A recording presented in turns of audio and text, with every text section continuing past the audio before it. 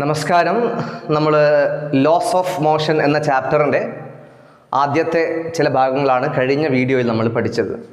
ന്യൂട്ടൻ്റെ ചലന നിയമങ്ങൾ, the loss of motion, അതിൽ ഒന്നാമത്തെ ചലന നിയമം ദ ഫസ്റ്റ് ലോ ഓഫ് മോഷനും അതുമായിട്ട് ബന്ധപ്പെട്ട ചില കാര്യങ്ങളൊക്കെയാണ് കഴിഞ്ഞ ക്ലാസ്സിൽ നമ്മൾ പഠിച്ചത്. നിങ്ങൾ ഓർക്കുന്നുണ്ടാവുമല്ലോ. അപ്പോൾ അതിൽ ആ സ്റ്റേറ്റ്മെൻറ്റ് കൃത്യമായിട്ട് പഠിക്കണം. അതോടൊപ്പം തന്നെ ഫസ്റ്റ് ലോയിൽ നിന്ന് നമുക്ക് കിട്ടുന്ന ഒരു പ്രധാനപ്പെട്ട കൺസെപ്റ്റ്, ഒരു ടോപ്പിക് എന്താണെന്ന് ചോദിച്ചാൽ ഇനേഷ്യ ആണ്. പലപ്പോഴും ഈ ഫസ്റ്റ് ലോ ഓഫ് മോഷനെ ലോ ഓഫ് ഇനേഷ്യ എന്ന് വിളിക്കാറുണ്ട്. ഇപ്പോൾ എക്സാമിന് തന്നെ ക്വസ്റ്റ്യൻ പേപ്പറിൽ സ്റ്റേറ്റ് ദ ലോ ഓഫ് ഇനേഷ്യ എന്ന് ചോദിച്ചാൽ നമ്മൾ ന്യൂട്ടൻ്റെ ഒന്നാം ചലന നിയമം ഫസ്റ്റ് ലോ ഓഫ് മോഷനാണ് നമ്മൾ എഴുതേണ്ടത്. എനിവേ, നമ്മൾ കഴിഞ്ഞ ചാപ്റ്ററിൽ അതാണ് പഠിച്ചത്, law of motion, first law of മോഷനും പിന്നെ ഇനേഷ്യയെക്കുറിച്ചും. എന്താണ് ന്യൂട്ടൻ്റെ ഒന്നാം ചലന നിയമം, the first law of motion, Newton's first law of motion എന്താണ്? Every object continues in the state of rest or of uniform motion along a straight line unless an external unbalanced force is applied. ഇതാണ് നമ്മൾ കഴിഞ്ഞ ദിവസം പഠിച്ചത്, ന്യൂട്ടൻ്റെ ഒന്നാം ചലന നിയമം. Every object continues in the state of rest, ഏത് വസ്തുവും റെസ്റ്റ് എന്ന അവസ്ഥയിൽ തുടരും. or in the state of uniform motion along a straight line. എന്താണ് ഏതവസ്ഥയിൽ? Uniform motion along a straight line എന്ന അവസ്ഥയിൽ തുടരും. Unless an external unbalanced forces applied, ഒരു എക്സ്റ്റേണൽ അൺബാലൻസ്ഡ് ഫോഴ്സ് അപ്ലൈ ചെയ്യുന്നത് വരെ ഒബ്ജക്റ്റ് ഒന്നുകിൽ റെസ്റ്റിൽ തുടരും അല്ലെങ്കിൽ യൂണിഫോം മോഷനിൽ തുടരും. ഇതാണ് നമ്മൾ കഴിഞ്ഞ ദിവസം പഠിച്ച Newton's first law of motion. ഇതിൽ നിന്ന് നമ്മൾ പഠിച്ച ടേമാണ് ഇനേഷ്യ. ഇനേഷ്യ എന്ന് പറഞ്ഞാൽ എന്താണ്? ഒരു വസ്തുവിന് നിലവിലുള്ള അവസ്ഥയിൽ തുടരാനുള്ള ടെൻഡൻസി, നിലവിലുള്ള അവസ്ഥയിൽ തുടരാനുള്ള tendency, the tendency of an object to continue in the present state. ആ പ്രസൻറ്റ് സ്റ്റേറ്റ് എന്ന് പറയുമ്പോൾ രണ്ട് സാധ്യതയുണ്ട്, ഒന്നുകിൽ റെസ്റ്റ് അല്ലെങ്കിൽ മോഷൻ. റെസ്റ്റിൽ തന്നെ തുടരാനുള്ള ടെൻഡൻസിയെ ഇനേഷ്യ ഓഫ് റെസ്റ്റ് എന്നും, മോഷനിലുള്ള വസ്തുവിന് മോഷനിൽ തന്നെ തുടരാനുള്ള ടെൻഡൻസിയെ ഇനേഷ്യ ഓഫ് മോഷൻ എന്നും വിളിക്കുന്നു. അതിൻ്റെ എക്സാമ്പിൾസൊക്കെ നമ്മൾ കഴിഞ്ഞ ദിവസം പറഞ്ഞിരുന്നു. ഒരു റെസ്റ്റിലുള്ള ബസ് പെട്ടെന്ന് സ്റ്റാർട്ട് ചെയ്യുകയാണെങ്കിൽ യാത്രക്കാർ ബാക്കൗട്ട് വീഴുന്നതിന് കാരണമായിട്ട് നമ്മൾ പറഞ്ഞത് ഇനേഷ്യ ഓഫ് റെസ്റ്റ് ആണ്. ഇനി സഞ്ചരിച്ചു കൊണ്ടിരിക്കുന്ന മോഷനിലായിരിക്കുന്ന ഒരു ബസ് പെട്ടെന്ന് സ്റ്റോപ്പ് ചെയ്യുകയാണെങ്കിൽ അതിലെ പാസഞ്ചേഴ്സ് മുന്നോട്ട് വീഴാൻ വേണ്ടിയിട്ട് പോകുന്നത് കാണാം. അങ്ങനെ മുന്നോട്ട് പോകുന്നത് ആ ബോഡി മോഷനിലാണ്, അയാളുടെ ബോഡിയുടെ അപ്പർ പാർട്ട് മോഷനിലാണ്, അത് മോഷനിൽ തന്നെ തുടരാൻ ശ്രമിക്കുകയാണ്. ബസ് നിന്നാലും ബസ്സിലുള്ള യാത്രക്കാരൻ്റെ ബോഡിയുടെ അപ്പർ പാർട്ട് ആ മുകളിലോട്ടുള്ള മോഷൻ തുടരാൻ ശ്രമിക്കുന്നു, അതുകൊണ്ട് അയാൾ മുന്നോട്ട് വീഴുന്നു. എനിവേ, ഇതൊക്കെയാണ് നമ്മൾ കഴിഞ്ഞ ദിവസം പഠിച്ചത്. അപ്പോൾ ഇനേഷ്യയെക്കുറിച്ചും ഫസ്റ്റ് ലോ ഓഫ് മോഷനെ കുറിച്ചുമാണ് പഠിച്ചത്. അപ്പോൾ ഇനേഷ്യക്ക് ഒരു പ്രത്യേക ഇക്വേഷൻ നമ്മൾ എഴുതുന്നില്ല, ഒരു ലെറ്റർ. സാധാരണഗതിയിൽ നമുക്കറിയാം, നമ്മൾ വെലോസിറ്റിക്ക് വി എന്നും ആക്സലറേഷന് എ എന്നും ഫോഴ്സിന് എഫ് എന്നും അങ്ങനെ ഓരോ ഫിസിക്കൽ ക്വാണ്ടിറ്റീസിനെയും നമ്മൾ ഓരോ ലെറ്റർ ഡിനോട്ട് ചെയ്യാൻ വേണ്ടിയിട്ട് ഓരോ ലെറ്റർ ഉപയോഗിക്കാറുണ്ട്. ഇവിടെ ഇനേഷ്യക്ക് ഒരു പ്രത്യേക ലെറ്റർ നമ്മൾ യൂസ് ചെയ്യുന്നില്ല. കാരണം എന്താണെന്ന് പറഞ്ഞാൽ ഇനേഷ്യ is the measure of mass. Mass കൂടിയ വസ്തുവിന് ഇനേഷ്യ കൂടുതലാണ്. The more the mass the greater is ഇനേഷ്യ. മാസ് കൂടിയ വസ്തുവിന് ഇനേഷ്യ കൂടുതലായിരിക്കും. അതുകൊണ്ടാണ് നമ്മൾ കഴിഞ്ഞ ദിവസം പറഞ്ഞപ്പോൾ ആന നമ്മുടെ പിന്നാലെ ഓടിയാൽ നമ്മൾ സിഗ്സാഗ് പാത്തിൽ ഓടണം എന്ന് പറഞ്ഞത്. ആനക്ക് മാസ് കൂടുതലാണ്, ആനക്ക് നല്ല ഇനേഷ്യ ഉണ്ടാവും, ആനക്ക് പെട്ടെന്ന് അതിൻ്റെ ബോഡിയുടെ ഡയറക്ഷൻ ചേഞ്ച് ചെയ്യാൻ ബുദ്ധിമുട്ടാണ്. അപ്പം നമ്മളിങ്ങനെ വളഞ്ഞ് ഓടിയാൽ ആനക്ക് അതനുസരിച്ച് അതിൻ്റെ ശരീരം ബെൻഡ് ചെയ്യാനും പെട്ടെന്ന് ടേൺ ചെയ്യാനും കഴിയില്ല. ബിക്കോസ് അതിന് നല്ല മാസ് ഉണ്ട്, ഡയറക്ഷൻ പെട്ടെന്ന് മാറ്റാൻ പറ്റില്ല, ഇനേഷ്യ കൂടുതലാണ്. മാസ് കൂടിയ വസ്തുവിന് ഇനേഷ്യ കൂടുതലാണ്. അത് സ്ഥാനത്ത് കുതിര നമ്മുടെ പിന്നാലെ ഓടിയാൽ നമ്മൾ സിഗ്സാഗ് പാത്തിൽ ഓടിയിട്ട് കാര്യമില്ല. ഏതായാലും നമ്മൾ മനസ്സിലാക്കേണ്ട കാര്യം, ദ മാസ് എന്താണ്? മാസാണ് ഇനേഷ്യയുടെ മെഷർ. പ്രത്യേകിച്ചൊരു ക്വാണ്ടിറ്റി, ഒരു ലെറ്ററായിട്ട് നമ്മൾ ഡിനോട്ട് ചെയ്യുന്നില്ല. മാസ് കൂടിയ വസ്തുവിന് ഇനേഷ്യ കൂടുതലാണ്. അപ്പോൾ ഇത്രയും കാര്യങ്ങളാണ് ഫസ്റ്റ് ലോ ഓഫ് മോഷനുമായിട്ട് ബന്ധപ്പെട്ട് നമ്മൾ ഏറ്റവും കൂടുതലായിട്ട് മനസ്സിലാക്കി വെക്കേണ്ട കാര്യം. ഇനി നമ്മൾ ന്യൂട്ടൻ്റെ രണ്ടാം ചലന നിയമത്തിലേക്ക് കടക്കുകയാണ്, സെക്കൻഡ് ലോ ഓഫ് മോഷൻ. ഈ സെക്കൻഡ് ലോ ഓഫ് മോഷൻ പഠിക്കുന്നതിന് മുമ്പ് നമ്മൾ ചെറിയ ക്ലാസ്സിൽ 9th സ്റ്റാൻഡേർഡിൽ പഠിച്ച കാര്യമാണ് മൊമെൻറ്റം എന്താണെന്നുള്ളത്. ഈ മൊമെൻറ്റം എന്താണെന്ന് ജസ്റ്റ് ഒന്ന് മനസ്സിലാക്കണം. എന്താണ് മൊമെൻറ്റം? മൊമെൻറ്റം എന്ന വാക്ക് നമ്മൾ പലപ്പോഴും കേട്ടിട്ടുണ്ട്. സാധാരണ ഈ ക്രിക്കറ്റ് കളിയിലൊക്കെ ഈ ക്യാപ്റ്റന്മാർ അവരുടെ ടീം വിജയിച്ചതിന് ശേഷം കൊടുക്കുന്ന ഇൻ്റർവ്യൂവിൽ പറയാറുണ്ട്, my boys could keep the momentum through out the match. എൻ്റെ കളിക്കാർക്ക്, എൻ്റെ ബോയ്സിന്, എൻ്റെ ടീംമേറ്റ്സിന് ആ ഒരു മൊമെൻറ്റം ആ മാച്ചിലുടനീളം കീപ്പ് ചെയ്യാൻ കഴിഞ്ഞു എന്ന് അഭിമാനത്തോടെ ക്യാപ്റ്റൻ പറയാറുണ്ട്. അപ്പോൾ അവിടെ മൊമെൻറ്റം എന്താണ് ഉദ്ദേശിക്കുന്നത്? മൊമെൻറ്റം ഉദ്ദേശിക്കുന്നത് ഒരു മോഷൻ്റെ ഒരു എഫക്റ്റാണ്. നല്ല സ്പീഡിലുള്ള നല്ല ഡൈനാമിക്കായ ഒരു എഫക്റ്റ് അവിടെ ഉണ്ടാകുന്നു ആ ടീംമേറ്റ്സിന്. അതാണ് അയാൾ സൂചിപ്പിക്കുന്നത്. അപ്പോൾ സാധാരണഗതിയിൽ ഒരു ഒബ്ജക്റ്റിനെ കുറിച്ച്, ഒരു കാറിൻ്റെ മോഷൻ, ഒരു ബൈക്കിൻ്റെ മോഷൻ, അല്ലെങ്കിൽ ഒരു ബോളിൻ്റെ മോഷൻ, ഏതെങ്കിലും വസ്തുവിൻ്റെ മോഷൻ പറയുമ്പോൾ അവിടെ മൊമെൻറ്റം എന്താണ് ഉദ്ദേശിക്കുന്നത്? ഒരു വസ്തുവിൻ്റെ മോഷൻ്റെ ടോട്ടൽ എഫക്റ്റ് തീരുമാനിക്കപ്പെടുന്നത് അതിൻ്റെ മൊമെൻറ്റം അനുസരിച്ചാണ്.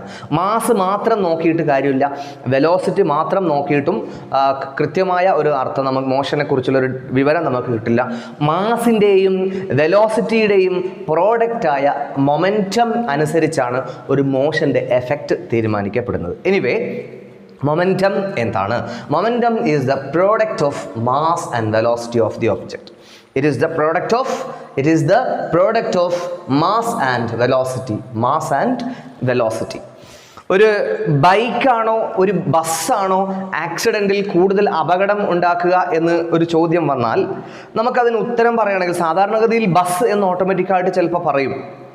അല്ലെങ്കിൽ ഒരു ബൈക്കാണോ കാറാണോ കൂടുതൽ അപകടം ഉണ്ടാക്കുക ഒരു ആക്സിഡൻറ്റ് സംഭവിക്കുമ്പോൾ എന്ന് ചോദിച്ചാൽ നമ്മൾ കൂടുതൽ മാസ് ഉള്ളത് കാറിനാണ് എന്ന അർത്ഥത്തിൽ പെട്ടെന്ന് നമ്മൾ ചാടി കാറ് എന്ന് പറയും. പക്ഷേ അപാരമായ സ്പീഡിൽ വരുന്ന ഒരു ബൈക്ക് ചിലപ്പോൾ വളരെ മൈന്യൂട്ടായിട്ട് നിരങ്ങി നീങ്ങുന്ന ഒരു കാർ ഉണ്ടാക്കുന്നതിനേക്കാൾ കൂടുതൽ ഡാമേജ്, അപകടം ഉണ്ടാക്കിയേക്കാം. ഭയങ്കരമായ സ്പീഡിൽ പോകുന്ന ഒരു ബൈക്കിന് വളരെ മൈന്യൂട്ടായി ചെറിയ രീതിയിൽ നിരങ്ങി നീങ്ങുന്ന ഒരു കാറിനേക്കാൾ അപകടം ഉണ്ടാക്കാൻ ഈ ബൈക്കിന് സാധ്യതയുണ്ട്. അവിടെ ബൈക്കിന് മാസ് കുറവാണ്. അപ്പോൾ പിന്നെ ബൈക്കിന് എന്ത് കൂടുതലാണ്? വെലോസിറ്റി കൂടുതലാണ്. കാറിന് മാസ് കൂടുതലാണെങ്കിലും വെലോസിറ്റി കുറവാണ്. അപ്പം ഞാൻ പറഞ്ഞത് ഒരു മോഷൻ്റെ എഫക്റ്റ്, ആ ഒരു മോഷൻ ഉണ്ടാക്കുന്ന ഇമ്പാക്റ്റ് പഠിക്കാൻ, മനസ്സിലാക്കാൻ മാസ് എന്ന ക്വാണ്ടിറ്റി മാത്രം നമ്മൾ മനസ്സിലാക്കിയാൽ പോരാ, വെലോസിറ്റി മാത്രം മനസ്സിലാക്കിയാൽ പോരാ. രണ്ടിൻ്റെയും പ്രോഡക്റ്റായ മൊമെൻറ്റം ആണ് ഒരു ഒബ്ജക്റ്റിൻ്റെ മോഷൻ കാരണം ഉണ്ടാകുന്ന ഇമ്പാക്റ്റ്, എഫക്റ്റ് തീരുമാനിക്കുന്നത്. അപ്പോൾ momentum is A product of mass and velocity. ഈ ഇക്വേഷൻ എഴുതിയത് കണ്ടാൽ തന്നെ നമുക്കതിൽ മനസ്സിലാകും മൊമെൻറ്റം എന്നതൊരു വെക്റ്റർ ക്വാണ്ടിറ്റിയാണ്. ഞാനിവിടെ പി എന്നതിൻ്റെ മേലെ ആരോ മാർക്ക് സൂചിപ്പിച്ചിട്ടുണ്ടല്ലോ, വെക്റ്റർ ക്വാണ്ടിറ്റിയാണ്. അത് മാസിൻ്റെയും വെലോസിറ്റിയുടെയും പ്രോഡക്റ്റാണ്. മാസ് സ്കാലാർ ക്വാണ്ടിറ്റിയാണ്, വെലോസിറ്റി വെക്റ്റർ ക്വാണ്ടിറ്റിയാണ്. അപ്പോൾ മൊമെൻറ്റം എപ്പോഴും വെലോസിറ്റിയുടെ ഡയറക്ഷനിലായിരിക്കും. Because here the velocity is multiplied with a scalar M. M എന്ന സ്കാലാർ കൊണ്ടാണല്ലോ വെലോസിറ്റിയെ മൾട്ടിപ്ലൈ ചെയ്തിരിക്കുന്നത്. അതുകൊണ്ട് തന്നെ വെലോസിറ്റിയുടെ ഡയറക്ഷനിലായിരിക്കും എപ്പോഴും മൊമെൻറ്റം. മൊമെൻറ്റം ഒരു വെക്റ്റർ ക്വാണ്ടിറ്റിയാണ്. അതാണ് ഇവിടെ എഴുതിയിരിക്കുന്നത്. It's a vector quantity. Always momentum will be in the direction of velocity. പിന്നെ മൊമെൻറ്റത്തിൻ്റെ SI unit kilogram metre per second ആണ്. മാസിൻ്റെ യൂണിറ്റ് കിലോഗ്രാം ആണ്, വെലോസിറ്റിയുടെ യൂണിറ്റ് മീറ്റർ പെർ സെക്കൻഡ് ആണ്. അപ്പോൾ ഇത്രയും കാര്യങ്ങളാണ് നമുക്ക് മൊമെൻറ്റത്തെക്കുറിച്ച് മനസ്സിലാക്കാനുള്ളത്. മൊമെൻറ്റം നമ്മൾ ഇനി newton second law of motion പഠിക്കുമ്പോൾ നമുക്ക് മൊമെൻറ്റം എന്താണെന്ന് കൃത്യമായി അറിഞ്ഞാൽ മാത്രമേ newton second law of motion കൃത്യമായി നമുക്ക് മനസ്സിലാക്കാൻ സാധിക്കുകയുള്ളൂ. അപ്പോൾ അടുത്തതായി നമുക്ക് പഠിക്കാനുള്ളത് ന്യൂട്ടൻ്റെ രണ്ടാം ചലന നിയമമാണ്, Newton's second law of motion. എന്താണ് Newton second law of motion statement? The rate of change of momentum of a body is directly proportional to the applied force.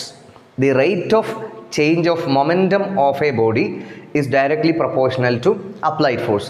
മലയാളത്തിൽ മൊമെൻറ്റം എന്നതിന് ആക്കം എന്ന ടേം നിങ്ങൾ പഠിച്ചിട്ടുണ്ട് 9th സ്റ്റാൻഡേർഡിലൊക്കെ.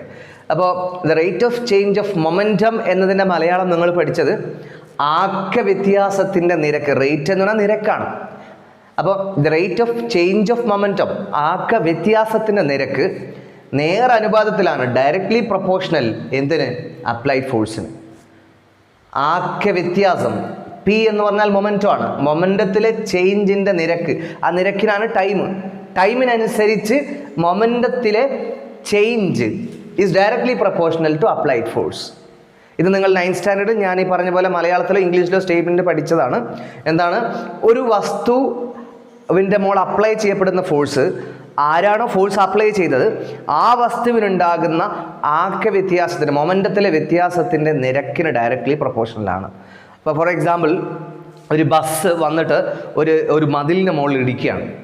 അപ്പോൾ ആ മതിലിൻ്റെ മുകളിൽ അപ്ലൈ ചെയ്യപ്പെട്ട force is directly proportional to, നേരനുപാതത്തിലാണ് എന്തിനോട്? ഈ ബസ്സിന് ഉണ്ടായ ചേഞ്ച് ഇൻ മൊമെൻറ്റത്തിൻ്റെ റേറ്റിന്. Rate of change of momentum of bus is directly proportional to the force applied on the wall. അപ്പോൾ എന്താണ്, അപ്ലൈ ചെയ്യപ്പെടുന്ന force directly proportional to the rate of change of momentum. അപ്പോൾ നമുക്ക് വേണമെങ്കിൽ ഇതിനെ രണ്ട് പാർട്ടായിട്ട് കാണാം. എന്താണ്, ഒന്ന് F proportional to D P and F inversely proportional to D T. F proportional to D P അഥവാ ഡെൽറ്റ പി. ശരിയാണ്, ഒരു സ്പീഡിൽ നല്ല സ്പീഡിൽ വരുന്ന ഒരു ബസ് ഒരു മതിലിനിടിച്ച് സ്റ്റോപ്പ് ആവുമ്പോൾ അതിനുണ്ടാകുന്ന ചേഞ്ച് ഇൻ മൊമെൻറ്റം വളരെ ചെറിയ രീതിയിൽ വന്നുകൊണ്ടിരിക്കുന്ന ഒരു ബസ് ഇടിക്കുമ്പോൾ ഉണ്ടാകുന്ന ചേഞ്ച് ഇൻ മൊമെൻറ്റത്തേക്കാൾ കൂടുതലാണ്. കാരണം നല്ല സ്പീഡിൽ വരുന്ന ബസ്സിന് ഇനീഷ്യൽ മൊമെൻറ്റം വളരെ കൂടുതലാണ്. ഫൈനൽ മൊമെൻറ്റം സീറോ ആകുന്നുണ്ടാകും. മൊമെൻറ്റം എന്ന് പറഞ്ഞാൽ വെലോസിറ്റി ഡയറക്ട്ലി പ്രൊപ്പോർഷണലാണോ? മൊമെൻറ്റം പി എന്നത് മാസിൻ്റെയും വെലോസിറ്റിയുടെയും പ്രോഡക്റ്റ് അല്ലേ? അപ്പോൾ ബസ്സിൻ്റെ മാസിന് വലിയ മാറ്റങ്ങളൊന്നും ഉണ്ടാകുന്നില്ല. ഇപ്പോൾ ഡി പി എന്ന് പറഞ്ഞാൽ അർത്ഥം M into final velocity minus M into initial velocity എന്നല്ലേ?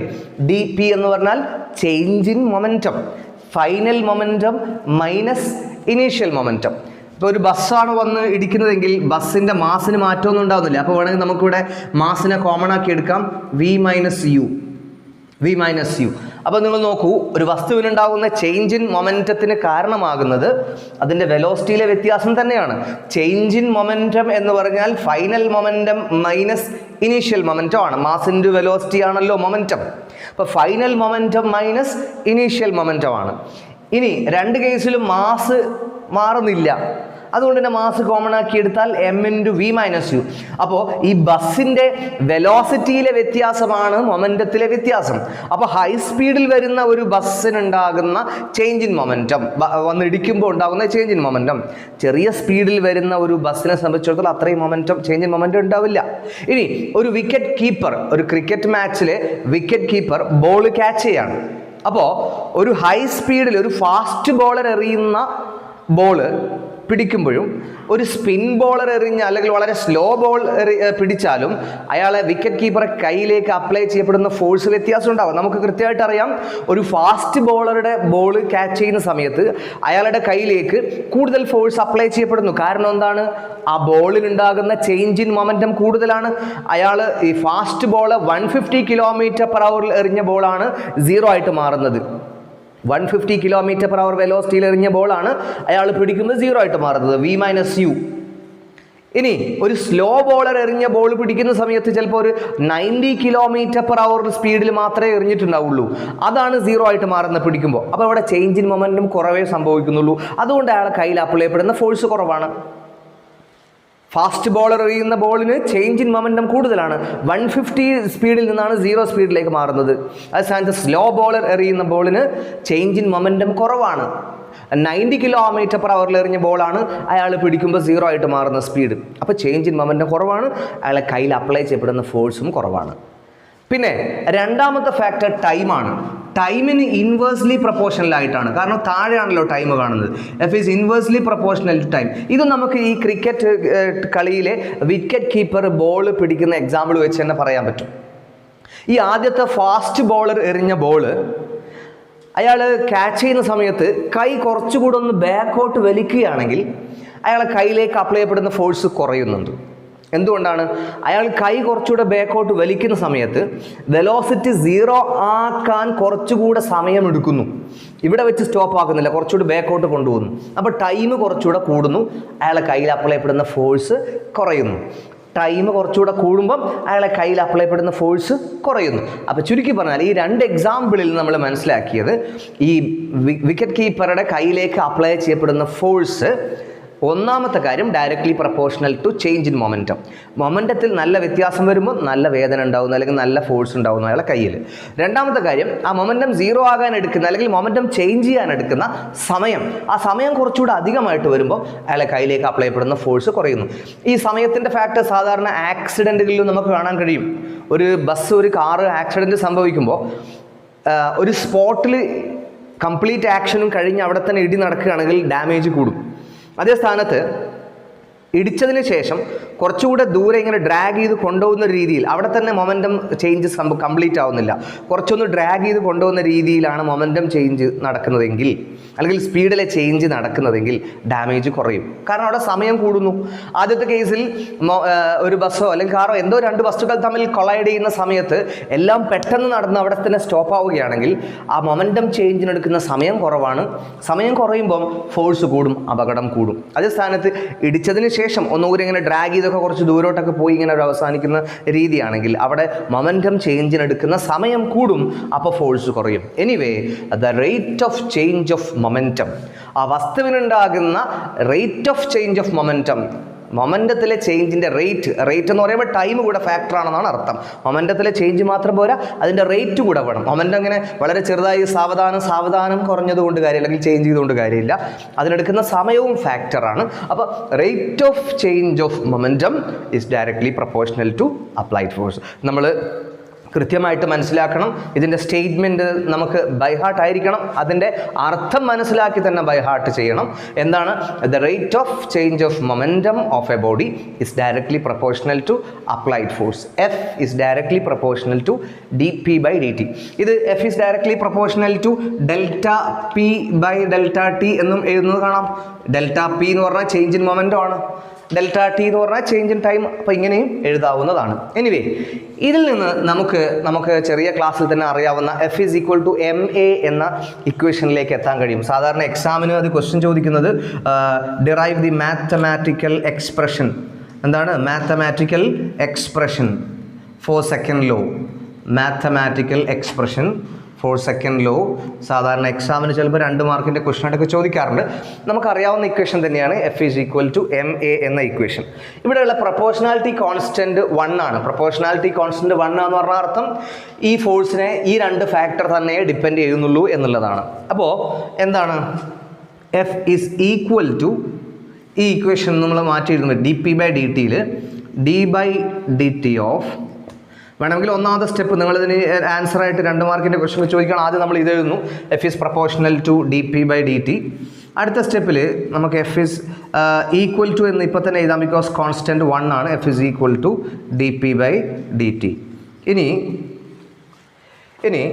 ഈ പി എന്നതിന് നമുക്ക് മൊമെൻറ്റം എന്ന് സബ്സ്റ്റിറ്റ്യൂട്ട് ചെയ്യാം. ഇത് നമുക്ക് ഒരു 2-3 സ്റ്റെപ്പ് കൂടെ മാത്രമേ ബാക്കിയുള്ളൂ, അതുകൊണ്ട് ഞാൻ ഇവിടെ തന്നെ എഴുതുന്നു. F is equal to D by D T of, എന്താണ് പി? മാസ് ഇൻറ്റു വെലോസിറ്റി ആണ്. പിൻ്റെ സ്ഥാനത്ത് നമ്മൾ പിയുടെ സ്ഥാനത്ത് മാസ് ഇൻറ്റു വെലോസിറ്റി എന്ന് സബ്സ്റ്റിറ്റ്യൂട്ട് ചെയ്യുന്നു. ഇതിൽ മാസ് കോൺസ്റ്റൻ്റ് ആണ്. അതുകൊണ്ട് തന്നെ M into D V by D T. M into D V. Mass constant എന്ന് പറയാൻ കാരണം ഞാൻ പറഞ്ഞല്ലോ, നേരത്തെ നമ്മൾ പറഞ്ഞ എക്സാമ്പിളിലൊക്കെ ക്രിക്കറ്റ് ബോളറെ കയ്യിൽ നിന്ന് റിലീസ് ചെയ്തതിന് ശേഷം ഈ വിക്കറ്റ് കീപ്പർ ക്യാച്ച് ചെയ്തിട്ട് അതിൻ്റെ മൊമെൻറ്റം ചേഞ്ച് കംപ്ലീറ്റ് ആകുന്നത് വരെയുള്ള അവസ്ഥയിൽ മാസിന് മാറ്റമില്ല. ഇനി നമ്മൾ പറഞ്ഞ ബസ്സോ വേറെ എന്തെങ്കിലും വാഹനങ്ങളോ മതിലോ ഇടിക്കുന്ന സമയത്ത് അവിടെ മാസിന് മാറ്റം സംഭവിക്കുന്നില്ല, വെലോസിറ്റിക്കാണ് മാറ്റം. സ്പീഡാണ് കുറയുകയും കൂടുകയൊക്കെ ചെയ്യുന്നത്. അപ്പം മാസ് കോൺസ്റ്റൻ്റ് ആണ്. വെലോസിറ്റി നമ്മൾ ഡിഫറൻഷ്യേറ്റ് ചെയ്യുന്നു. അപ്പോൾ എന്താണ്? D V by D T എന്ന് പറഞ്ഞാൽ അത് ആക്സിലറേഷൻ ആണ് എന്ന് നമുക്കറിയാം. അപ്പോൾ D V by D T A ആണ്. അപ്പോൾ F is equal to M into D V by D T എന്താണ്? ആക്സിലറേഷൻ ആണ്. Rate of change of velocity എന്ന് പറഞ്ഞാൽ അത് ആക്സിലറേഷൻ ആണ്. അപ്പോൾ F is equal to M A എന്ന equation. F is equal to M A. ഇതാണ് Newton second law of മോഷൻ്റെ mathematical expression. F is equal to M A. ഇതും mathematical expression തന്നെയാണ്. F is equal to D P by D T എന്ന് പറഞ്ഞാൽ F is equal to D P by D T. അത് നമ്മൾ ഓരോ situation അനുസരിച്ച് എന്താണോ ആവശ്യമുള്ളത് അത് ഉപയോഗിക്കും. ഇതും നമ്മൾ സെക്കൻഡ് ലോ എന്ന് പറഞ്ഞ് യൂസ് ചെയ്യാറുണ്ട്. ചില ഡെറിവേഷനിലോ പ്രോബ്ലം ഒക്കെ ചെയ്യാൻ വേണ്ടിയൊക്കെ F is equal D P by D T എന്ന് യൂസ് ചെയ്യും, F is equal M A എന്നും യൂസ് ചെയ്യും. എക്സാമിന് ഒരു 2 മാർക്കിൻ്റെ ക്വസ്റ്റ്യൻ ചോദിച്ചിട്ട് derive the mathematical expression for second law of motion എന്ന് ചോദിച്ചാൽ നമ്മൾ ഈ ഒരു ഇക്വേഷനിലേക്കാണ് ഡിറൈവ് ചെയ്ത് എത്തേണ്ടത്. ഇത് നമ്മൾ 9th സ്റ്റാൻഡേർഡിലൊക്കെ പഠിച്ച ഇക്വേഷൻ തന്നെയാണ്. അപ്പോൾ F is equal to M A. ഒരു വസ്തുവിൻ്റെ മുകളിൽ അപ്ലൈ ചെയ്യപ്പെടുന്ന ഫോഴ്സ് എത്രയാണെന്ന് കാൽക്കുലേറ്റ് ചെയ്യണമെങ്കിൽ അതിൻ്റെ മാസ് ഇൻറ്റു അതിന് സംഭവിക്കുന്ന ആക്സലറേഷനാണ്. ഒരു ഒബ്ജക്റ്റിൻ്റെ മുകളിൽ അപ്ലൈ ചെയ്യപ്പെടുന്ന ഫോഴ്സ്, അതിൻ്റെ മുകളിലുള്ള ഫോഴ്സ് ഈക്വൽ ടു അതിൻ്റെ മാസ് ഇൻറ്റു അതിൻ്റെ ആക്സലറേഷനാണ്. അപ്പോൾ ഇതാണ് ന്യൂട്ടൻ്റെ സെക്കൻഡ് ലോ ഓഫ് മോഷൻ. ഫോഴ്സിൻ്റെ യൂണിറ്റ് നമുക്കറിയാം. ഫോഴ്സിൻ്റെ യൂണിറ്റ് ന്യൂട്ടൺ ആണ്. SI unit of force newton ആണ്. മാസ് എന്താണ്? കിലോഗ്രാം. ആക്സലറേഷൻ യൂണിറ്റ് ഒക്കെ നമുക്കറിയാം. അപ്പോൾ anyway metre per second square ആണ്. ഇതാണ് ന്യൂട്ടൻ്റെ രണ്ടാം ചലന നിയമവും നമുക്ക് പഠിക്കാനുള്ളത്. ഈ സെക്കൻഡ് ലോ ഓഫ് മോഷനിൽ ഇനി നമുക്ക് കുറച്ചുകൂടി അധികം ടോപ്പിക്സ് പഠിക്കാനുണ്ട്. അതിൽ ഏറ്റവും പ്രധാനപ്പെട്ട ഒന്നാമത്തെ ടോപ്പിക്ക് കൺസർവേഷൻ ഓഫ് മൊമെൻറ്റം ആണ്. പല ടോപ്പിക്കുകളും പഠിക്കാനുണ്ട്. ഒന്ന് കൺസർവേഷൻ ഓഫ് മൊമെൻറ്റം. എന്താണ് law of conservation of momentum? Law of conservation of momentum.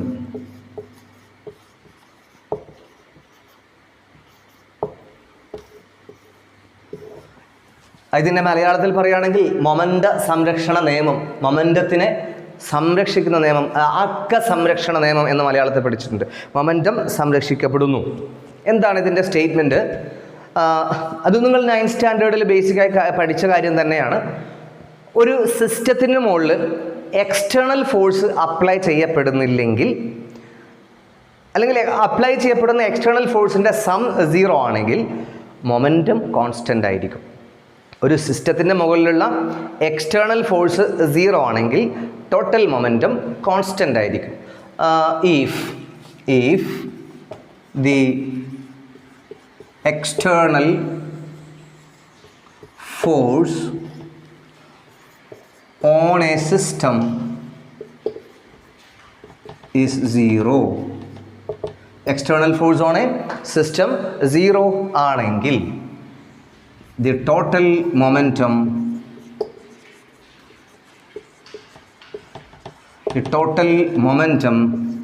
remain constant. External force 0 ആണെങ്കിൽ ടോട്ടൽ മൊമെൻറ്റം റിമെയിൻ കോൺസ്റ്റൻറ്റ്. ഇതിൻ്റെ സ്റ്റേറ്റ്മെൻറ്റ് ടെക്സ്റ്റ് ബുക്കിൽ ഉൾപ്പെടെ ചില സ്ഥലങ്ങളിൽ ഈ എക്സ്റ്റേണൽ ഫോഴ്സ് 0 എന്നതിനെ ഐസൊലേറ്റഡ് സിസ്റ്റം എന്ന് പ്രയോഗിച്ചിട്ടുണ്ട്.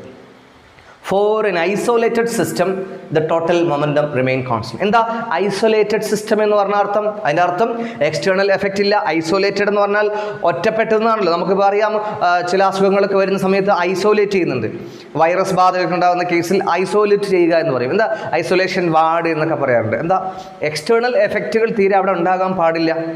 അങ്ങനെയുള്ള ഒരു സ്ഥലത്തെ നമ്മൾ ഐസൊലേറ്റ് ചെയ്യുക എന്ന് പറയും. ഇവിടെ ഉദ്ദേശിക്കുന്ന ഐസൊലേഷൻ എന്ന് പറഞ്ഞാൽ എക്സ്റ്റേണൽ ഫോഴ്സ് ഇല്ല. If the external force is 0, if the external force on a system is 0, അല്ലെങ്കിൽ on a body is 0, ഒരു ബോഡിയുടെ മുകളിൽ എക്സ്റ്റേണൽ ഫോഴ്സ് 0 ആണെങ്കിൽ അതിൻ്റെ ടോട്ടൽ മൊമെൻറ്റം റിമെയിൻ കോൺസ്റ്റൻറ്റ്. ഒരു സിസ്റ്റത്തിൻ്റെ അല്ലെങ്കിൽ ബോഡിയുടെ ടോട്ടൽ മൊമെൻറ്റം റിമെയിൻ കോൺസ്റ്റൻറ്റ്. അത് നമുക്ക് സെക്കൻഡ് ലോയിൽ നിന്ന് തന്നെ പ്രൂവ് ചെയ്യാൻ പറ്റും. എങ്ങനെയാണത്? സെക്കൻഡ് ലോ പറയുന്നത് എന്താ? സെക്കൻഡ് ലോ പറയുന്നത്, ന്യൂട്ടൺ സെക്കൻഡ് ലോ പറയുന്നത് F is equal to D P by D T. ഞാൻ നേരത്തെ പറഞ്ഞല്ലോ, ഇതാണ് second law, D P by D T. ഇവിടെ നമ്മൾ നോക്കൂ, ഇഫ് എഫ് ഈസ് 0, ഈ എഫ് എന്ന് പറഞ്ഞാൽ എക്സ്റ്റേണൽ ഫോഴ്സ് ആണ്. ഈ എക്സ്റ്റേണൽ ഫോഴ്സ് എഫ് 0 ആണെങ്കിൽ D P by D T 0 അല്ലേ? എഫ് 0 എന്ന് പറഞ്ഞാൽ അർത്ഥം D P by D T 0. D P by D T 0 എന്ന് പറഞ്ഞാൽ അതിൻ്റെ അർത്ഥം ഡി പി 0 എന്നാണ്. ഡി പി 0 എന്താ? D P by D T എന്നതിൻ്റെ അർത്ഥം, ഡി പി എന്ന് പറഞ്ഞാൽ change in momentum with respect to time. ടൈമിനനുസരിച്ച് മൊമെൻറ്റത്തിലെ ചേഞ്ച്. ഡി പി എന്ന് പറഞ്ഞാൽ ചേഞ്ച് ഇൻ മൊമെൻറ്റം. അതിന് താഴെ ഡി ടി വരുന്നതിൻ്റെ അർത്ഥം വിത്ത് റെസ്പെക്ട് ടു ടൈം. അപ്പോൾ ടൈമിനനുസരിച്ച്, സമയം മാറുന്നതിനനുസരിച്ച് മൊമെൻറ്റത്തിലെ ചേഞ്ച് 0. മൊമെൻറ്റത്തിലെ ചേഞ്ച് 0 എന്ന് പറഞ്ഞാൽ മൊമെൻറ്റം കോൺസ്റ്റൻറ്റ്. ഒരു കാര്യത്തിലെ ചേഞ്ച് 0 എന്ന് പറഞ്ഞാൽ അതിൻ്റെ അർത്ഥം അത് മാറുന്നില്ല, അഥവാ കോൺസ്റ്റൻറ്റ്. അപ്പോൾ പി ഈസ് കോൺസ്റ്റൻറ്റ്. അപ്പോൾ if external force is 0, dp 0, അഥവാ dp 0 എന്ന് പറഞ്ഞാൽ അതിൻ്റെ അർത്ഥം p is constant. അപ്പം ഞാനിവിടെ അണ്ടർലൈൻ ചെയ്ത ഈ രണ്ട് കാര്യം തന്നെയാണ് സ്റ്റേറ്റ്മെൻറ്റിൽ പറഞ്ഞത്. എന്താ അണ്ടർലൈൻ ചെയ്തത്? If external force 0, total momentum remain constant. അതന്നല്ലേ പറഞ്ഞത്? If the external force 0, total momentum remain constant. ഇതാണ് law of conservation of momentum.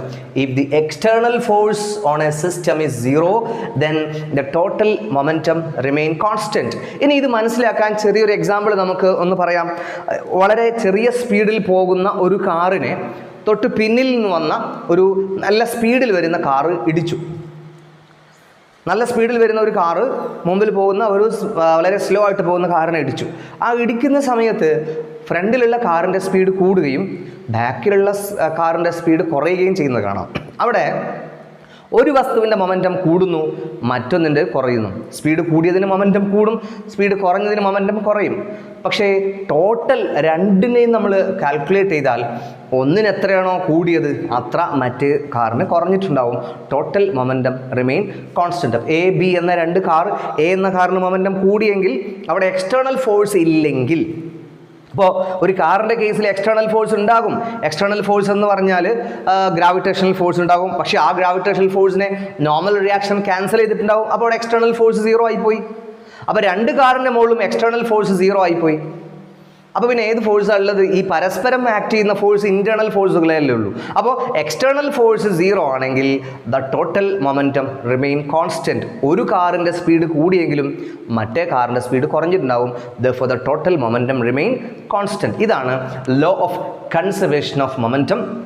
ഇത് ന്യൂട്ടൻ്റെ സെക്കൻഡ് ലോനെ ബേസ് ചെയ്തിട്ടാണ് നമുക്ക് പഠിക്കാൻ കഴിയുന്നത്. അപ്പോൾ ഇതും എക്സാമിന് 2 മാർക്കിനൊക്കെ ചോദിച്ചിട്ടുണ്ട്. എന്താണ്? പ്രൂവ് അല്ലെങ്കിൽ explain the law of conservation of momentum using second law of motion. അപ്പോൾ എന്താ സ്റ്റേറ്റ്മെൻറ്റ്?